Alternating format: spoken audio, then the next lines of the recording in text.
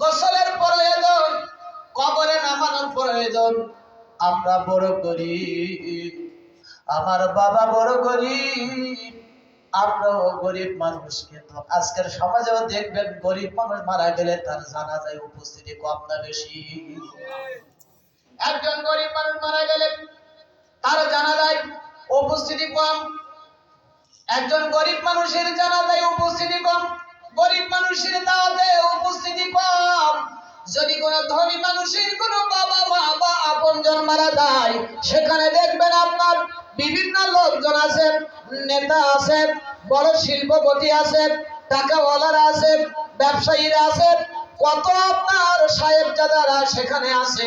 ময়দানে জায়গা ধরে না, জায়গা পাওয়া যায় না। কিন্তু বন্ধুরা আমার, কেন এই বৈষম্য হবে? কারণ হলো আল্লাহর কাছে অর্থ দিয়া, আপনার গাড়ি বাড়ি দিয়ে কোনো বাদ বিচার হবে না। আল্লাহর কাছে বাদ বিচার হবে আপনার তাকওয়া, আপনার আমলের জিন্দেগি। ঠিক কিনা? কষ্ট হচ্ছে আপনাদেরকে? খুব বেশি কথা বলবো না। বললাম ইমাম গাজালি,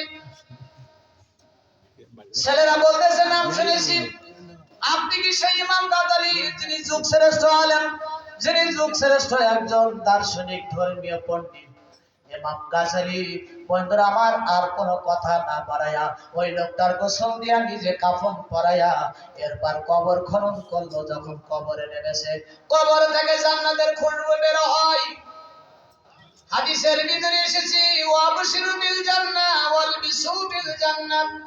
কিছু মানুষ আছে যারা ইন্তেকাল করে, কবরে রাখার সঙ্গে সঙ্গে তাদের কবরটা জান্নাতের পরিবেশ হয়ে যায় এবং মাদ্দা বাসরিহি, দু চোখ যত দূর যায় ততটুকু কবর প্রশস্ত হয়ে যায়। আল্লাহ যেন আমাদেরকে এমন একটা কবর দান করেন, আমরা যখন কবরে যাব যেন ঈমান নিয়ে কবরে যাইতে পারি। ধরে বলেন আমিন। ইমাম গাজালি তিনি বললাম, কবরে নামলাম, কবরের ভিতরে জান্নাতের খুশবু বের হতেছে। আমার তখন বুঝতে বাকি নাই, স্বপ্নে আমাকে বলা হয়েছে ইনি আল্লাহর পেয়ারা বান্দা, নেককার বান্দা।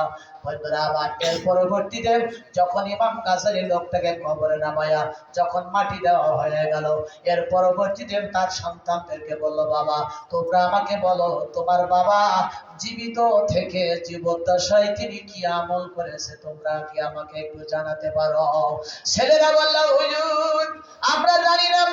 আমাদের বাবা তিনি সারাদিন সকালবেলা ফজরের নামাজ পড়ে জঙ্গলে যেত, তিনি কাঠ কাটতো, কাঠ বিক্রি করে যা পয়সা হতো তাই দিয়ে কিছু খাদ্য খাবার কিনে আনতো।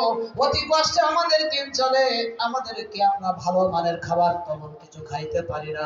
তখন ছেলেরা বলল, আমার বাবার গোপন কোনো আমল ছিল কিনা এটা আমাদের মা বলতে পারবে, আমরা বলতে পারবো না। ও মা, কান লাগাবেন।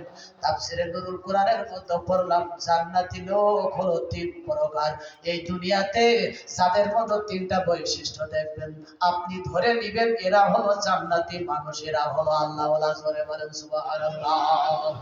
এক নম্বরে ইমামুন আদিল। বুখারী মুসলিমের হাদিস, ইমাম বুখারী আর মুসলিম দুজন মিলে হাদিস বর্ণনা করেছেন, মুত্তাফাকুন আলাইহির হাদিস।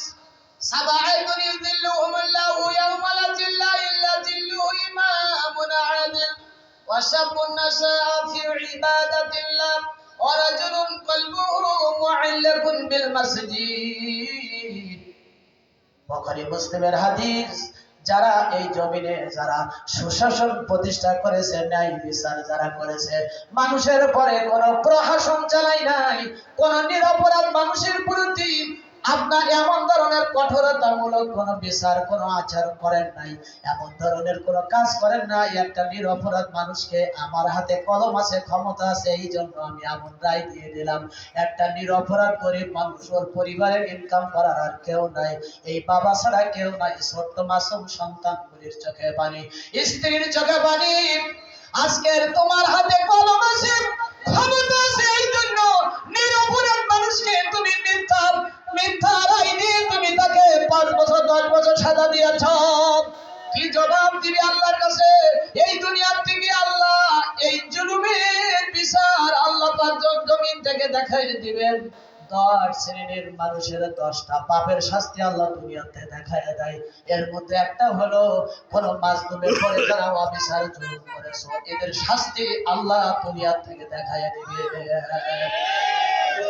জান্নাতি লোক হলো 3 ধরনের। 1 নম্বর হলো যারা ন্যায় বিচার করে, সমস্ত ভয় ভূত ভীতির ঊর্ধ্বে থেকে, কাউকে কোনো পরোয়া নেই, নির্দিষ্ট একটা তিনি ওয়েতে নির্দিষ্ট তার চিন্তা চেতনা টেন্ডেন্সি মেন্টালিটি গত ভাবে তিনি সঠিক রায় দিয়েছে।